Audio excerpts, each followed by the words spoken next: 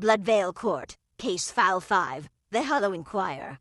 Chapter 1, The Grey Requider's Last Stand. The water was colder than memory. We descended into the drowned chapel at Brenniford Hollow. Fog clung to our shoulders, to our sleeves, as if the world itself refused to let us pass. Each step made the water a lap higher, cold biting our knees and reaching for our chests. The music box rested on the altar steps, its surface pale and slick with moss and silt. The first time we found it, it hummed faintly, not a melody, not a song, a vibration that shook the marrow in our bones. I reached for it, my fingers brushed the worn ivory lid, and then the sound changed.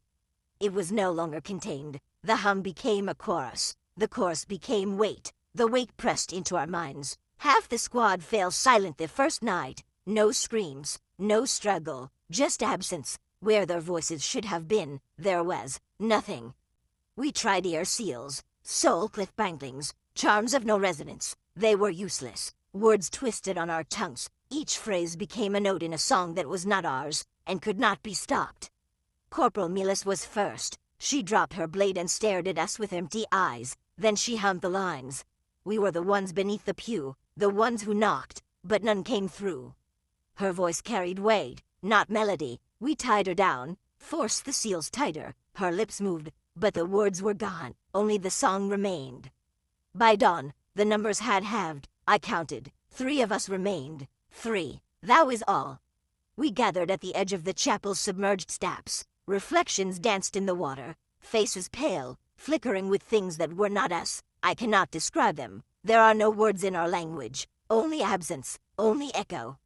I realized then that my own name had begun to slip from memory. I could feel it, just at the edge of thought, dissolving. My fingers traced letters I could not recall writing. My pen hovered over logs, unsure if the words were mine or theirs. The choir was not a sound, not a curse, not a haunt. It was reckoning. The children of Brenniford Hollow, lost long ago, had returned, not as specters, not as spirits, but as echoes of neglect. Memory made flesh and weight. We tried to record it. Ink dripped and moved. Paper folded itself into knots of silence. Our instruments hummed and failed. The music box, left untouched for hours, now rang of its own accord. Each note carried a name we had forgotten, a grief we had never acknowledged. Sergeant Allen fell next. His throat opened, not by blade but by the insistence of the song. He clawed the mud with his nails, carving letters that dissolved as fast as they were formed. The lines read. We were never quiet. And then, silence. The water held us like a coffin. Our breaths were shallow. I realized I was alone. Everyone else had vanished into the melody, into the echo, into whatever remained of those who had never been remembered. I do not know how long I stayed there. Time lost meaning. Minutes, hours, cycles, folded over one another like waves. The choir followed me. All was behind, beneath, inside, a weight pressing from the marrow outward. I tried to leave. I thought to climb from the water, but the chapel would not let me. Every step I took, I felt fingers brush mine, small hands, invisible, insisting I stay and remember. I screamed, but the sound left my mouth as song. I could not stop it. The first note I remember clearly was hers, Ash. Not a child, not a girl, not fully present in this world. Yet she was here. Her hum threaded through the choir like a needle stitching the dead to the living. She sang of names lost, of graves unmarked, of grief denied. And I knew, in the moment, I would never be free of the Halloween choir. I write this because I must. The Bloodvale Court must know. This is no ordinary veil breach. This is a reckoning, a reminder. We failed them once. We will fail again if we close our eyes. They're coming, and we were never meant to hear them. Bloodvale Court, Case File 005, The Halloween Choir. Chapter 2, Brenniford Hollow. The chapel lay beneath water like a sunken tooth. We returned at dusk. The fog was heavier, curling into our boots, filling lungs we thought were empty. Every step made the water tremble, carrying whispers from the mud below. Bones of pews jutted through the surface. Rotten hymnals floated, pages folded over themselves in impossible patterns, and above, the water held reflections that were not ours. Small faces stared from beneath the surface, eyes hollow, mouths moving soundlessly. I heard them first, a hum, faint, running along the walls. Not music, not song, memory given weight, each note a name we had never spoken aloud. The music box was on the altar again. I did not touch it. I could feel its presence. It pulsed beneath the water, each beat synchronizing with the choir that had formed inside my mind. The gray requider had left warnings. I remembered some. Do not speak. Do not move too fast. The choir follows attention, not presence. But attention had abandoned me. I was all eyes, all ears, all hollow in the wrong ways. We moved forward, careful, boots slicing through dark water. The hum grew, layering, children's voices, faint, folded into the tides, not cries, not laughter, a song of absence, of names lost, of graves untended. Corporal Mila's face flickered in the reflection. Her lips moved again, but not words, only song. I could see her inside the water, humming the lines we would all learn by memory, whether we wanted to or not. The deeper we went, the air grew heavier, breath slowed, time folded. I stumbled into pews long-rotted, hands catching on wet hymnals, and through it all, Ash's note threaded above the others. Her hum was not melody, it was a key, a tether, every forgotten name, every grave left unmarked, every child the world never noticed. She wove them into the choir, and the choir grew louder, pressing into the walls of our minds, echoing in the marrow of our bones. I turned to my squad. One remained, the other, gone. His reflection swam above me in the water, singing a name I did not recognize, and I knew it was mine. The chapel steps led us deeper, though there was no bottom, only the impression of descent. Each step made the water pulse with the choir's resonance. I could feel every unspoken grief I had ever witnessed, every sorrow I had overlooked, threaded through the notes. I tried to anchor myself. No bells, soul-cleft bindings, iron scripture pressed against my chest. They rattled, they failed. I could not contain what was here. The choir was in my skin, in my hair, in my thoughts, in the hollow behind my eyes.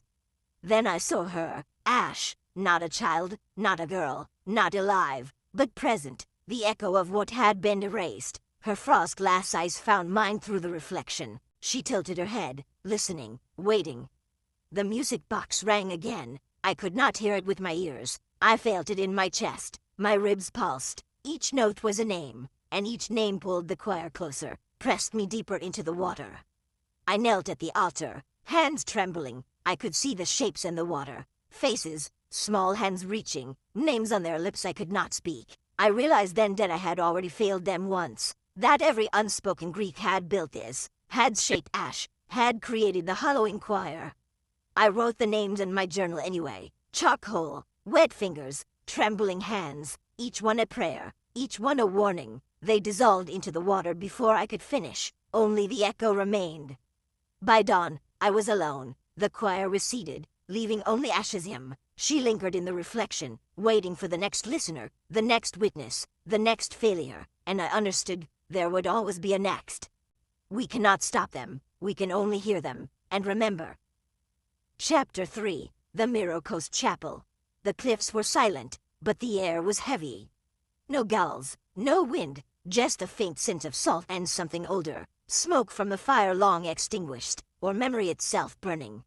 We arrived at a chapel perched above the blackless sea. Its walls were cracked, the stained glass windows shattered, yet the reflections were perfect. They showed not what was, but what had been lost. Faces of children, pale and small, staring out from broken panes. I stepped closer. The water below was glass still, reflecting the sky and the ruins alike. And then I heard it, faint, almost imperceptible. The choir, not a single voice, but a harmony of absence. 1,000 children singing names they had never spoken. One of our team gasped. He fell to his knees. His words had twisted into song mid-breath. The music was not external. It filled his skull, his lungs, every hollow corner of his being. Pause. I looked down at the sea. Faces surfaced. Children mouthing words. Names I did not know I had forgotten. Each name pulled at me. I wanted to turn away, but the air was heavy with memory. It anchored me. I could not escape.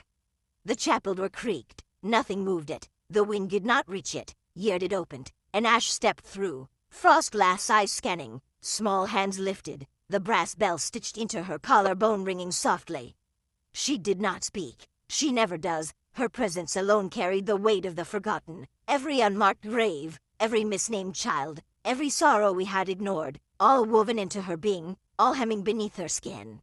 I tried to record it, pen to paper, fingers trembling, The names appeared, only to vanish as ink dissolved into nothing. The choir sang them anyway, their voices threading through the cracks in the chapel walls, through my mind, through the bones of the earth. A mother's voice echoed, not real, not from our team, but from the chapel walls themselves. Elin, Elrin, remember us, each name like a puddles, tugging at memory and marrow alike.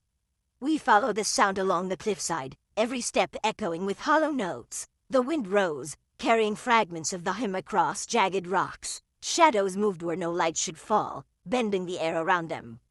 One of the team tried to leave. He stumbled, fell, his reflection in the water twisted, not his own, but a child's, mouth moving, humming a verse I could not stop hearing. He screamed, but the sound was already sung, absorbed by the choir.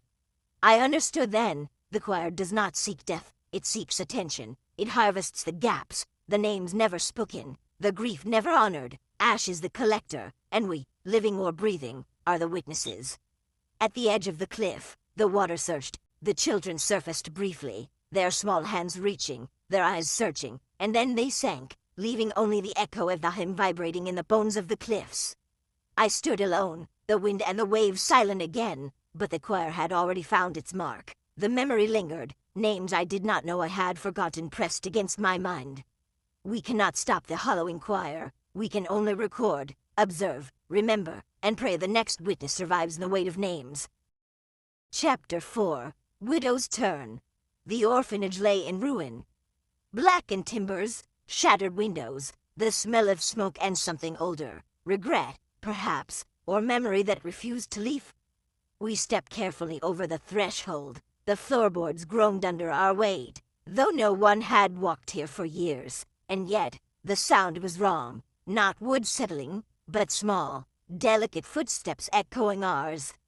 Inside, the cellar door hung crooked, a faint light pulsing from within. Smoke curled, but no fire burned. The air hummed, a faint song, almost imperceptible. Threads of the red thread hymnal weaving through the shadows.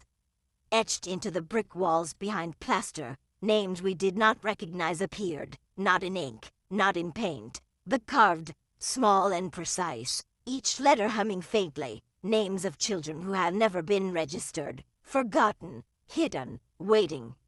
A whisper, "Do you remember us?" No one spoke. The air thickened, pressing against our chests. The light pulsed, then dimmed, then brightened, and the footsteps grew louder, tiny, hurried, insistent, following, waiting. We descended into the cellar. The bricks felt warm under our hands, each carved name throned with presence, vibrating through the soles of our boots. The red thread hymnal grew louder in our heads, layering over itself. I could feel each unspoken name brushing against memory.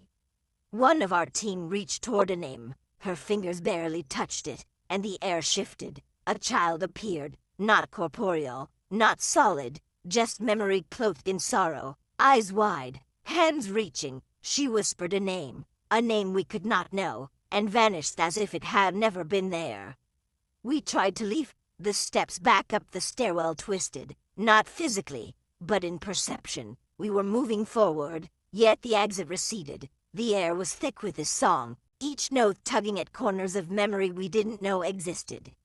Outside, the orphanage seemed smaller, twisted in shadow. Windows blinked like eyes. The walls hummed, carrying the chorus further, across the fields and into the night. The red thread hymnal would not stop until someone remembered every name. We recorded what we could, every etched letter, every whispered name. But as we laughed, the hymn followed, a mother's lullaby long forgotten, a child's first cry lost to time. The air vibrated with it, our ears, our bones, our minds, haunted by the choir of the unremembered. The orphanage waits, the hymn waits, and ash collects. There is no fire, there is only memory, carved into brick, humming through the hollow spaces we dared not forget. We cannot silence it, we cannot flee it, we can only witness. The hallowing choir grows, and each forgotten child adds another voice. Chapter 5. The Dead Bell Path. The path should not exist. Yet, as we approached, the air thickened with hums, subtle at first, then layered, like hundreds of children breathing a single note together. Names whispered in half-forgotten tongues curled around our ankles. The dead bell path runs where the lost were carried, where graves were shifted silently in the war of unborn names. No markers stand, no sign of passage, and yet, the ground remembers. Footfalls imprint themselves on memory, not soil. We walked cautiously. Each step resonated with a bell's soft chime. Though no bell hung anywhere, the sound came from the earth beneath us, vibrating through boots and bones alike. Each note carried a name we did not know, but our minds knew we had forgotten it once. Red thread tangled in the roots of blackened oaks, a guide, a warning, or a tether. We could not tell. It pulsed faintly, like a heartbeat, as if the path itself were alive, waiting, testing. A child appeared at the edge of our vision, not fully formed, more shadow than substance, eyes wide, unblinking, hands outstretched. When we approached, she vanished, and yet, the air still carried her voice, a single name, whispered in echo, Miles. Our instruments failed. No bells, ear seals, even the scribed words could not stop the vibrations. Every word we tried to speak twisted into song, every note hummed with memory we were never meant to hold. The trees themselves leaned in, branches curved like listening ears, shadows pooled in unnatural shapes, names carved themselves in bark, and we read them with the weight of forgotten kin pressing down, each name a reminder of failure, of grief unheeded. At the center of the path, a bell hung from an invisible rope. It did not swing, it did not ring, yet, when we looked, we felt it toll. One tone, one heartbeat, one child lost too soon. We tried to mark the path, chalk, bone ink, thread. Each attempt erased itself by morning. The path was not ours to claim. It belonged to memory, to those who had been forgotten, to ash, to the hollow inquire. By the time we reached the edge of the forest, we were silent. No one dared speak. Names tried to surface in our minds, only to flee. One investigator muttered a single word before vanishing entirely. Remember. The dead bell path remains. It is unmarked, unseen, unstoppable, and with every forgotten name, the choir grows stronger, the path wider, the bells tolling softly in spaces where silence should reign. We left with nothing but echoes, and the knowledge that some names cannot be reclaimed, only remembered. Chapter 6. Layman Vale Resonance. The ruins of Layman Vale sat beneath a gray, weeping sky. The trees leaned inward, as if listening. No birds sang, no wind dared move. Only the distant hum, a childlike cadence, threaded through the hollowed halls. We crossed the threshold of the collapsed chapel. Stone crumbled beneath our feet. The altar, long broken, still bore traces of bone ash, names scratched into the pews, half erased by time, half erased by fear. "Do you hear it?" whispered Agent Mavn. Her voice trembled, though she tried to steady it. From the shadows of the nave came the faintest song, a lullaby, neither melody nor words, only memory. I stepped closer. The air thickened, pressing against my lungs. A single lantern floated just above the altar stones, bone-framed, pulsing with pale blue light. It beckoned without moving. The red thread tied around its handle shifted, tightening as if it could feel our presence. I reached for it, and the echoes responded. A dozen ghostly forms emerged from broken pews and toppled statues. Children, echo-born. Not ghosts, not spirits. Memory made manifest. They drifted through the air, eyes blank yet knowing. The oldest among them had no face at all, a hollow mask of remembrance.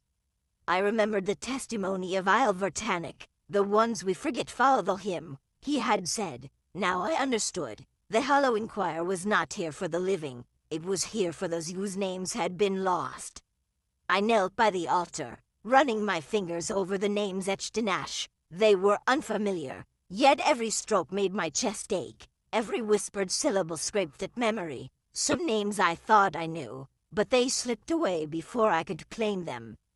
Then, I saw her, a small figure standing near the crumbling pulpit, her mouth stitched in red silk. A bell glimmered at her collarbone. She moved as if weighted by silence. She was Little Bell. The echo-born circled her, chanting the red thread hymn. their hums layered over each other, forming a cadence older than grief itself. The lanterns multiplied, one by one, hovering above the shattered stones, each pulsing with a name forgotten. We could not speak, our tongues faltered, even breath felt like betrayal. Mavn tried to write notes, but the ink ran black before it hit the page, a warning, a curse, or the choir's memory bleeding through. Hours passed, or perhaps minutes. Time no longer followed the rules of the living. Every moment stretched into the next, yet snapped away with every step we dared to take. We left the chapel, but the Hun followed us, not in sound, but in thought. The Blood Veil Court had marked Layman Vale as a red silence zone. Now I understood why. Not to protect the living from the dead, but to protect the dead from the living. Those who remember incorrectly, or fail to remember at all, invite the echoes to reclaim what was lost. Outside, the sky broke into thin streaks of dying light. I glanced back once. The lanterns folded, forming a line that led not away from the ruins, but deeper into the forest. And Little Belle watched, her eyes like frost, piercing memory itself. We left the site, but none of us spoke a word. The names we had glimpsed remained in our minds, gnawing at the edges of sanity, and in the silence, the choir continued to hum. The Halloween choir was awake, and it had remembered Layman Vale. Chapter 7, Widow's Turn Whispers. The ruins of Widow's Turn Orphanage smelled of ash and salt. The wind carried whispers, soft, yet threaded with grief. Every brick seemed to hum, as if the walls themselves remembered the forgotten. We approached cautiously. The cellar door sagged on rusted hinges. Inside, the air was thick with mildew and something sweeter, burnt honey, lingering faintly like a memory we couldn't place. Names carved into the plaster stared at us, some fresh, some decades old, children we had never known, yet whose absence resonated. A lullaby threaded through the air. We could feel it vibrating along our bones. Agent Mavn traced a finger over a name. Alrin, she whispered. The walls responded. A chorus of echoes swelled softly, surrounding us. The sound was neither musical nor intelligible, only weight and longing. In the corner, a small bone-white music box twitched. Its red thread vibrated as if it had pulse. We knew better than to touch it. Still, it called to us, beckoning with a promise of memory. Footsteps, bare, small, and yet, no child stood before us. The echo moved through the room, unseen, counting names. We could feel the tally of grief, unchecked, stacking like stones.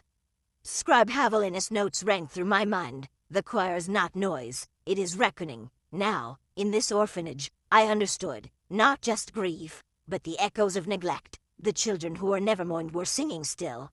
The shadows shifted. Lanterns appeared one by one, hovering above our heads, each bone framed, pulsing with cold blue light, each tied with red thread, and each whispering a name we did not know we had forgotten. I tried to speak. My words twisted into melody before they left my lips. The choir was no longer confined to the walls. It inhabited our thoughts, threading through our minds, folding memory into song. One form lingered longer than the rest. A small girl, her mouth stitched shut with red silk. Her collarbone jingled softly with a brass bell. Little Belle, she watched, waiting, weighing our attention. We realized then that the orphanage itself was alive in memory, not the structure, but the grief it held. Every laugh that never came, every name left unsaid, every touch unremembered, it drummed in the walls, calling the choir to witness. The hollowed rooms twisted around us. The cellar staircase seemed to descend endlessly. We tried to leave, but the air thickened. Our steps echoed unnaturally, as if the children were counting them. We wrote down names we remembered, old names, names spoken once and forgotten. The walls sighed in response. The music box rang faintly. The red thread tightened. We did not know if we were sealing or releasing the echo. Hours, or perhaps moments, passed in the weight of the whispering. The Halloween choir had claimed Widow's Turn, not by force, but by memory. Every neglected grief, every name left unspoken, had found voice again.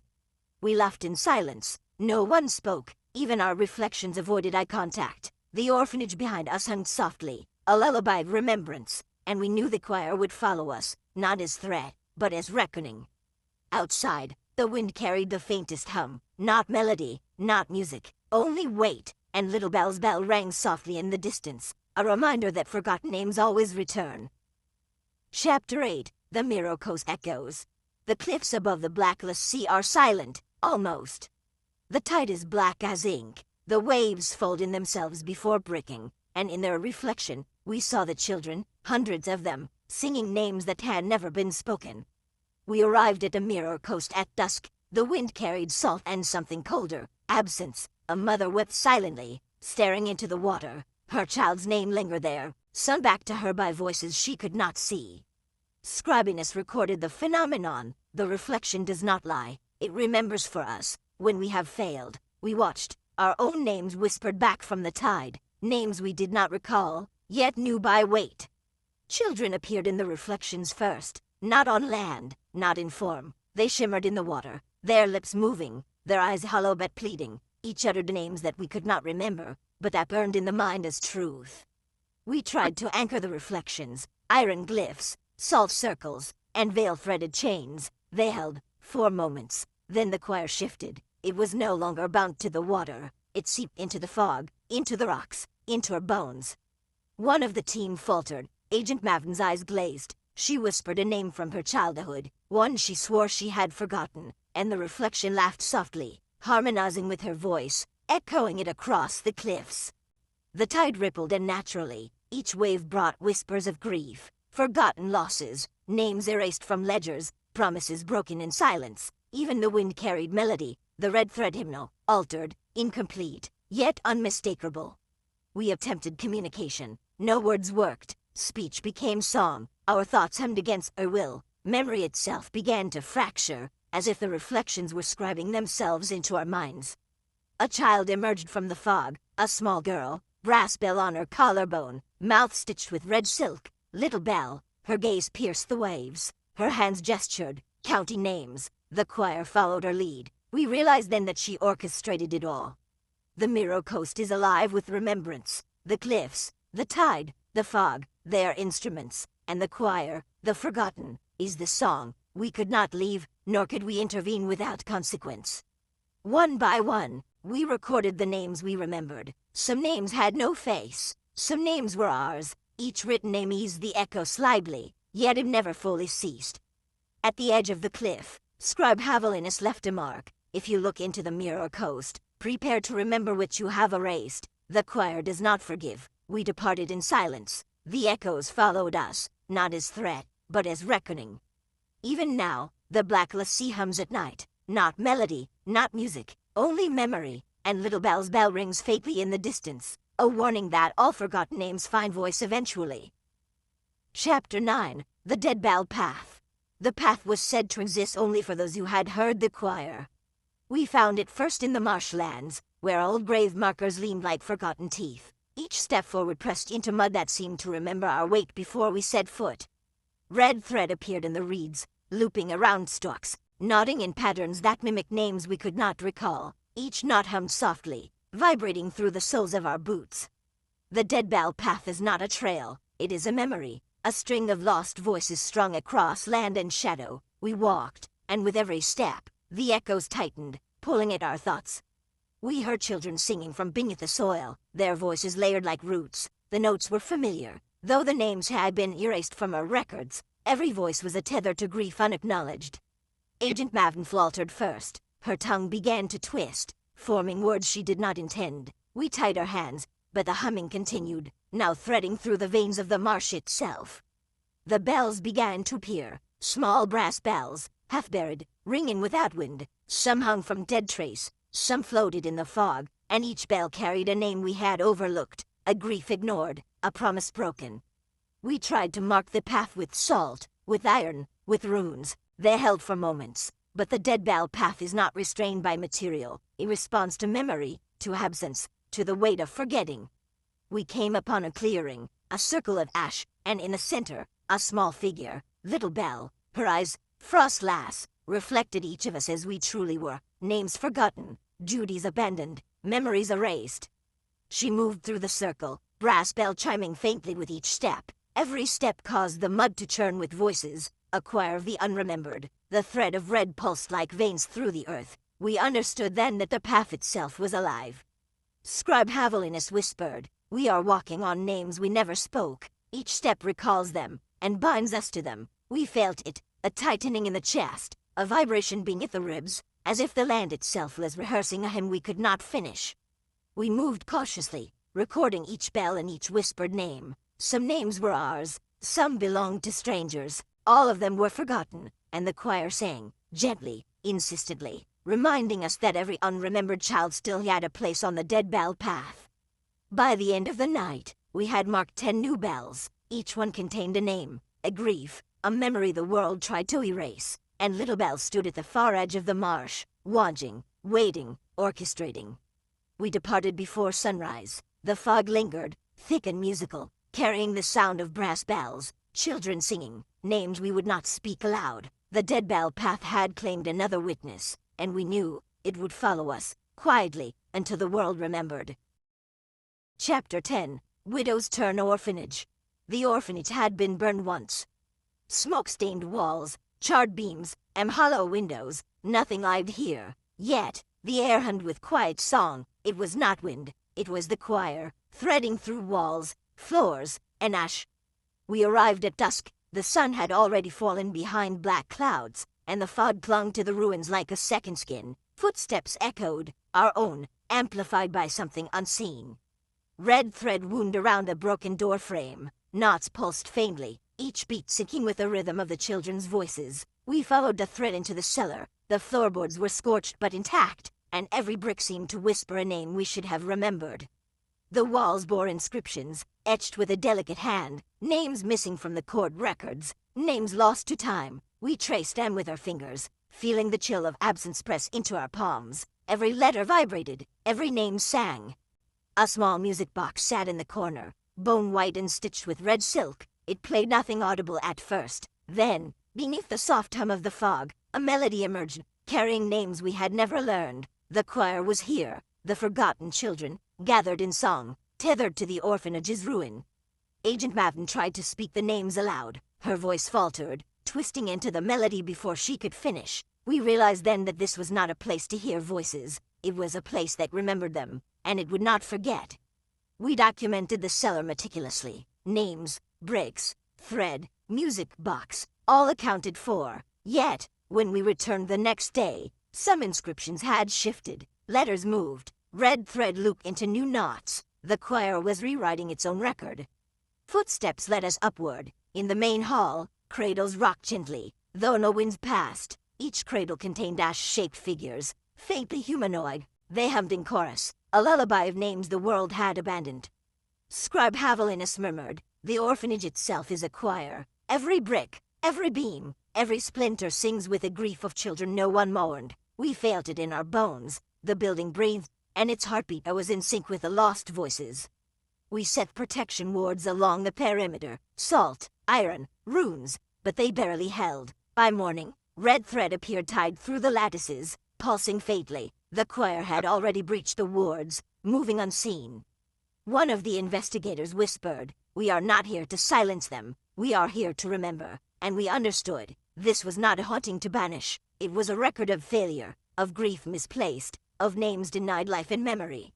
We left Widow's Turn at first light. The fog followed us halfway to the village. The music box played faintly in the distance, carried on a breeze that smelled of burnt wood and marigold. And we knew the choir had expanded. Every forgotten child now had Everest.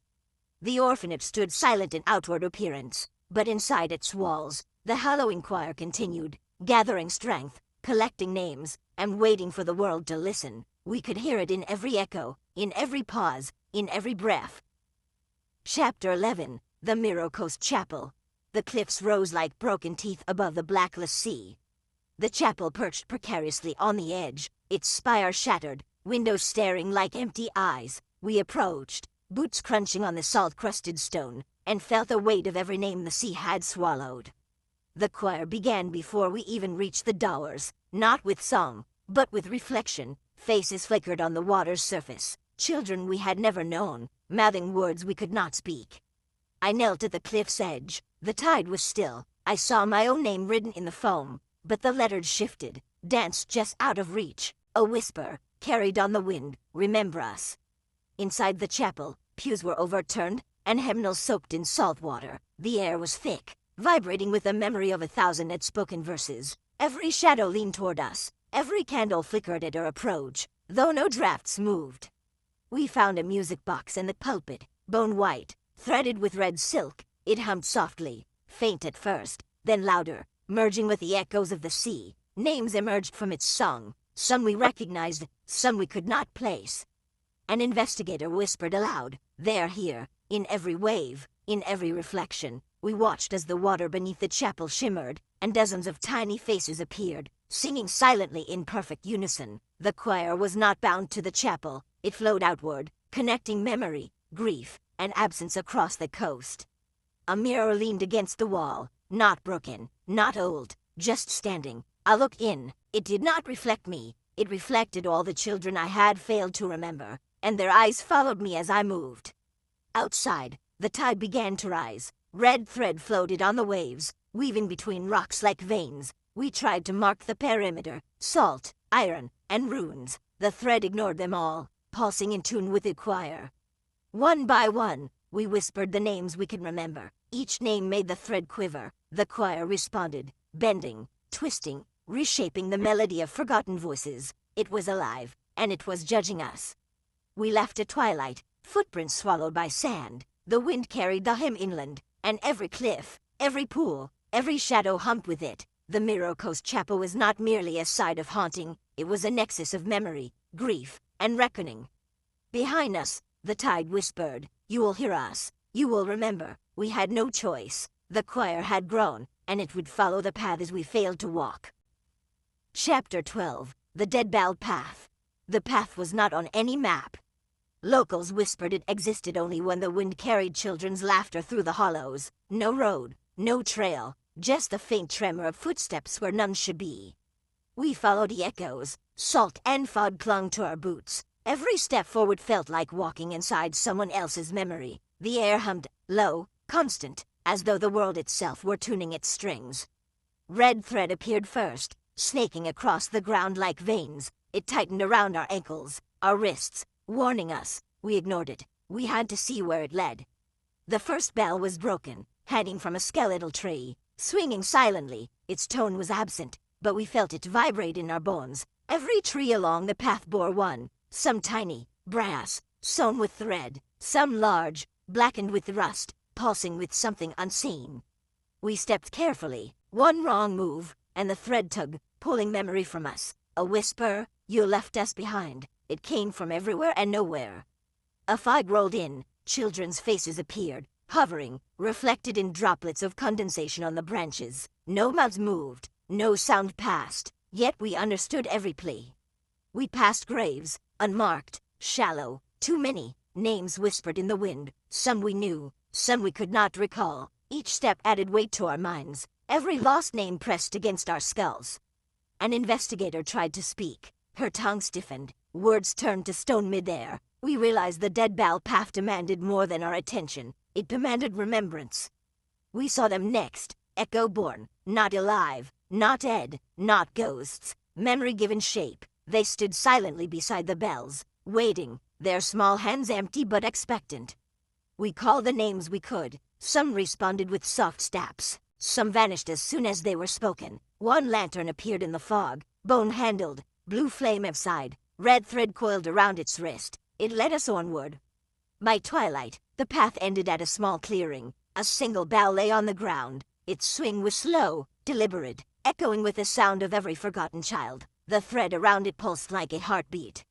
We left with the echo of the bells in our minds. Every turn, every shadow, every memory we failed to honor followed us back to the court. The dead bell path was not a place. It was a reckoning. And it was still growing. We would hear it again. We would walk it again, until every forgotten name was spoken. Chapter 13. Widows Turn Orphanage Ruins. The orphanage was a blackened husk.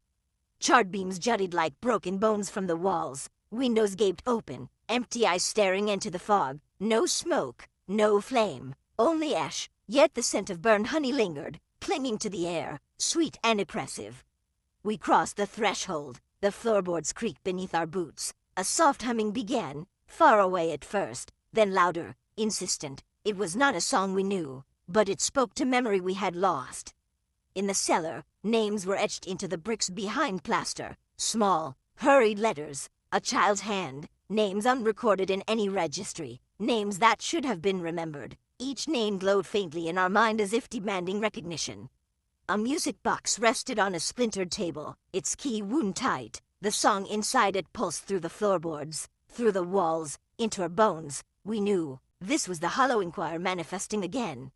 One investigator bent close to the wall. She whispered a name she found scrawled in the plaster. The hemming shifted. The air tightened. Red threads snaked across the floor, wrapping her fingers, wrapping her memory. The shadows moved. They were small, childlike, and yet not fully formed. They didn't speak. They didn't breathe. They waited. We realized they were waiting for someone to remember, to speak the names they were denied. We tried to leave. The stairwell stretched farther than it should. The doors led back inside when we turned them. Time warped. One night lasted 3, then 7, then a week. The choir fed on the delay, on the lapse of memory. One by one, we saw them. Children, pale and soot-streaked, eyes like frost glass, mouths stitched with red silk. Each carried a bell or a lantern. Each paused, waiting for us to name them. We did not know their names. The more we searched, the more names we forgot. Yet we spoke anyway. Whispered sounds, stammered syllables, broken fragments of memory. Each utterance made a shadow shiver. At last, the cellar door opened on its own. We laughed, but the music followed. Every step outside was haunted by a lullaby we had never heard before. Every breath carried the weight of 100 forgotten children. Even now, the red thread appears in the ruins. Sometimes it hums, sometimes it tightens, and always, the bells chime in places where no wind blows. We recorded it all, names, sounds, traces, but the choir will not be contained. It waits, it grows, it sings for the ones we failed. Chapter 14, The Mirror Coast Chapel. The cliffs rose like jagged teeth above the blackless sea. Below, the chapel clung to the rock as if it had grown there, carved by grief and salt. Its walls reflected the water, perfectly still, even when the tide moved. We approached. Every step echoed a faint hum. The doors were intact, though the wood had rotted in the damp wind. Inside, pews leaned at impossible angles. Candles had melted into the stone floors. Yet, the sound, the choir, was everywhere. It was not singing, it was naming. Names we did not know, names we thought we had forgotten, names that were never ours to speak. They filled the chapel like smoke, curling through the rafters, sinking into our lungs. Each breath was a memory stolen. One investigator leaned over the altar. She whispered a question into the air. Who are you? The answer came, layered and dissonant. The voices of children, of grey requiters long lost, of forgotten orphans, and the Halloween choir itself. Remember, us, remember. The reflection in the blackless sea shifted. It was no longer our own. Our faces were pale and small, eyes empty, mouths sewn shut with red thread. We watched as the water breathed our names back to us, and then one voice emerged, clear above the others. Alrin. A woman from our team stepped forward. The water's reflection mirrored her perfectly, then changed. Her reflection sang, and she did not. Her lips moved, but no sound escaped. The choir had claimed her voice before she even knew she had one. We tried to leave. The chapel seemed to stretch and contract around us. The cliffs trembled. Outside, the sea stayed unnervingly still. No tide, no wind, only the echoing names that followed us onto the path. We saw figures on the edge of the cliff, children with frost glass eyes, carrying bone-handled lanterns. They did not walk. They hovered. Their bells chimed in the rhythm of forgotten funerals. They waited for someone to acknowledge them. One by one, our memories faltered. We forgot our mission, our names, even why we were there. Only the choir remained clear in our minds, a constant, haunting melody. It demanded recognition. It demanded remembrance. The music box recovered from Briniforth Hollow began to ring within our minds. We did not touch it. It did not need hands. It rang in thought, in memory, in the marrow of our bones. When we finally staggered from the chapel, the reflection of the sea had shifted. It now showed the ruins of Layman Vale. A dozen lanterns walked across the water, carrying names we had once forgotten, and one word echoed through the wind, remember. We recorded everything, names, reflections, the movements of the lanterns. The Mirror Coast Chapel would not let us go unmarked. The choir had claimed another place, and it would not stop. Chapter 15, The Music Box Awakens. The box sat in the corner of the crypt. It was small, bone-white, threaded with red silk that pulsed like a heartbeat. No one remembered placing it there. No one remembered opening it, yet the sound came, soft, insistent, threading through the bones of the walls. Havelinus reached for it. His fingers trembled. The air around him grew thick, like water in a tide that refuses to recede. He lifted the lid. A single note rang, then another, then a dozen. The tune was familiar, yet unplaceable. The red thread hymnal, half remembered, half forgotten. The walls of the crypt seemed to lean closer, listening. Shadows stretched across the floor, taking shapes of children who had never been spoken of. Havel tried to hum along. He could not. The notes tangled in his throat, twisting into words he did not know he remembered. Outside, the water shivered. A choir rose, soft at first, then swelling, filling the space with voices that should not exist. Names he had never known were spoken, names that were never written. He fell to his knees. The music box spun on its own, the red silk thread wrapped around his wrist, tight, warm, insistent. A voice whispered from the shadows, "Remember, they wait for remembrance. You cannot close your eyes." Havel tried to speak. The words were gone. Only melody remained, only the hollowing chorus.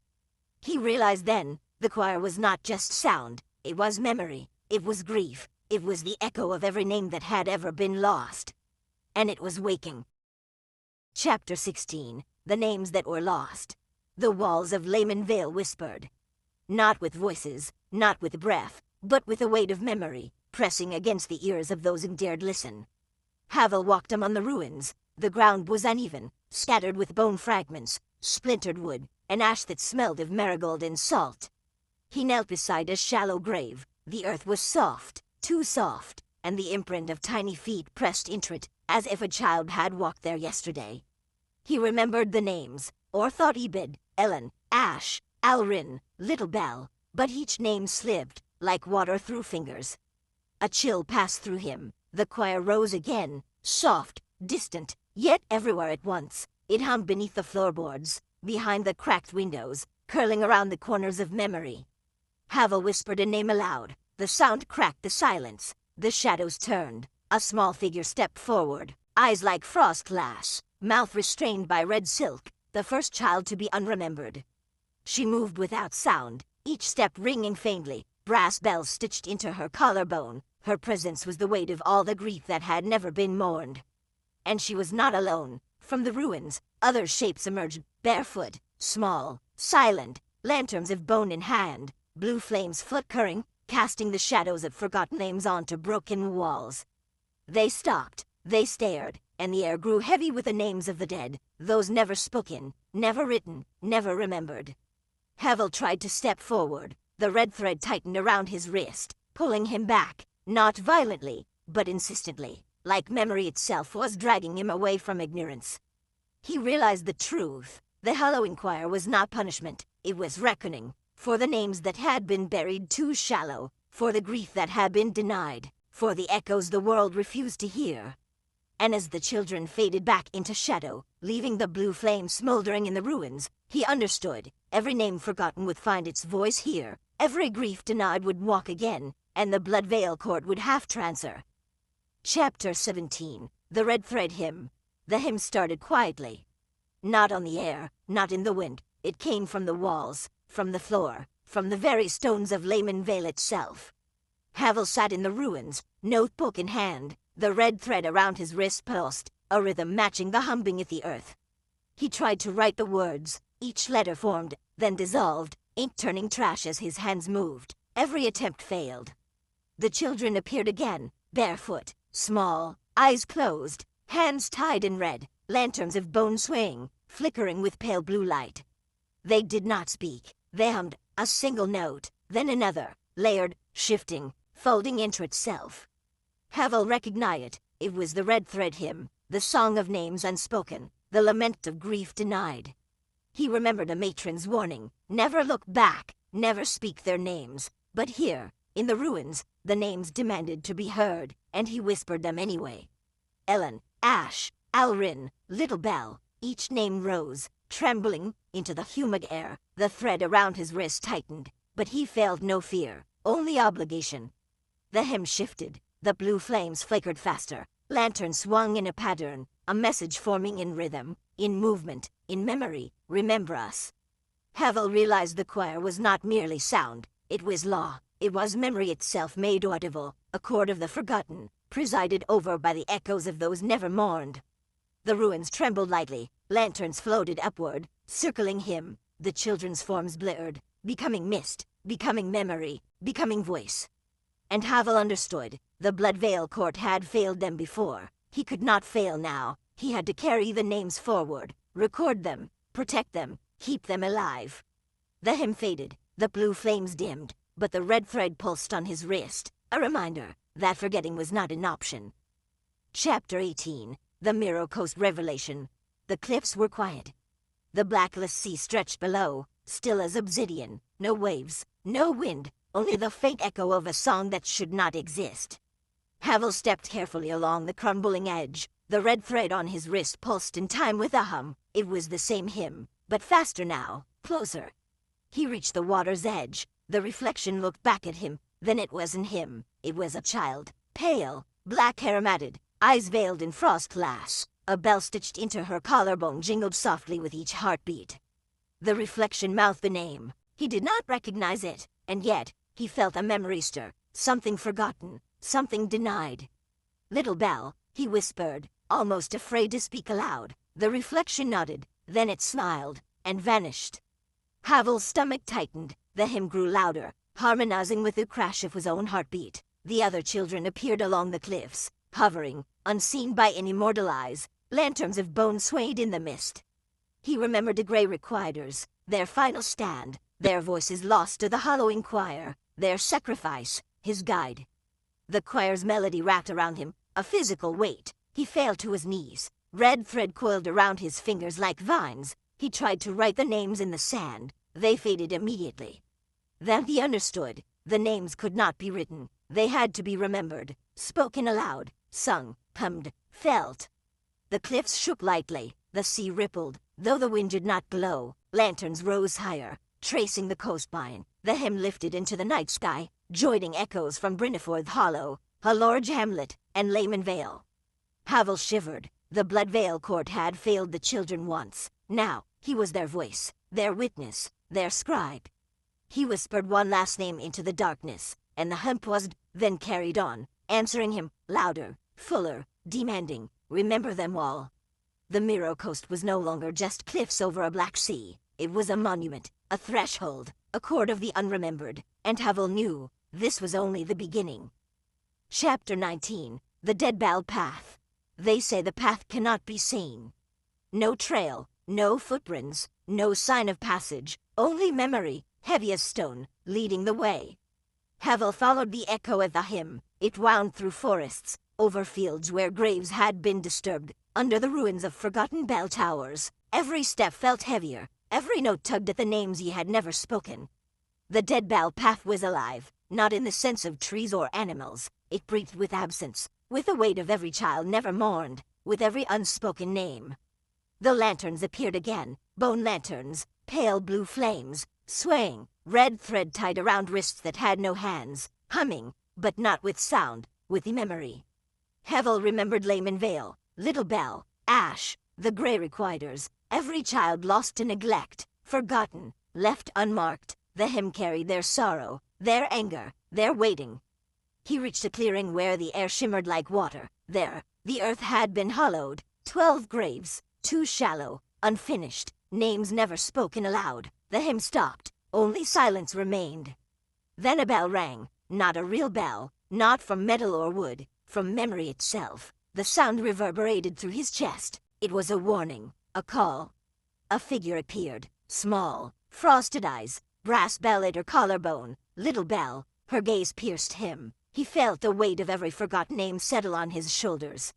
"You are the court's witness now," she whispered. But it was not a voice. It was thought. A song threaded through his mind. Havel nodded, trembling. The path ahead was unmarked. The Dead Bell Path stretched into fog. Humming grew louder. Each step a ledger entry he could not erase. Each breath a remembrance. The Blood Veil Court had failed. Now he would not. Every name remembered. Every grief acknowledged. The hymn continued, and the path led on. Chapter 20. The Echo of All Forgotten. The fog parted just enough to reveal the ruin. Layman Vale, once silent, now thrummed with memory. Every grave, every stone, every name unspoken called out. Havel stepped forward, lantern in hand, feeling the weight of centuries press against him. The choir had grown, more children than he could count, some barely shadows, some as solid as sorrow itself. They hummed, swayed, and waited, each echo a ledger of grief, a tally of the court's failures. Little Belle appeared again, brass bells shimmering, frost in her eyes. She walked slowly toward him. No words, no sound, just the pulse of remembrance. Havel's hands shook as he laid a red thread across the shallow graves. He traced each name he remembered, whispered each syllable. The children leaned closer, listening. The air felt charged, alive. One by one, he saw the others. Ash, threadbare from neglect. Gray, silent and watching. Blue, lingering in the corners of memory. Each name he spoke restored something fragile in the world. The dead bough path ended here, where the veil thinned, where grief had been buried wrong, where silence had grown teeth. The choir lifted their heads, humming rose into song, not wanting, not vengeful, a song of acknowledgement, of remembrance, of the lives that had never been counted. Havel felt his own voice falter, memory strained to the point of breaking, but he remembered every name, every laugh, every cry, every small life stolen by neglect, and with each utterance, the veil sighed, and the weight lifted just a fraction. Little Belle reached out, her small hand brushing his arm. For the first time, she smiled. The brass bell jingled softly. The choir quieted, hovering in suspended silence, watching. Havel knew then that this was not the end. The choir would continue wherever memory was denied, where grief was hidden, where the names of children were left unspoken. But here, for this moment, acknowledgement had restored balance. The fog thickened again, swallowing the lanterns, the choir, and the path behind him. Havel turned. The dead bough path had vanished. Only the echo remained, a whisper of remembrance carried on the wind. He returned to the court, to tell them what they had failed to see, to warn them that the hallowing choir would rise again, and that memory, once denied, demands reckoning. The Blood Veil court had heard the hymn, but whether they would act, that remained to be seen. End of case file 005, The Hallowing Choir.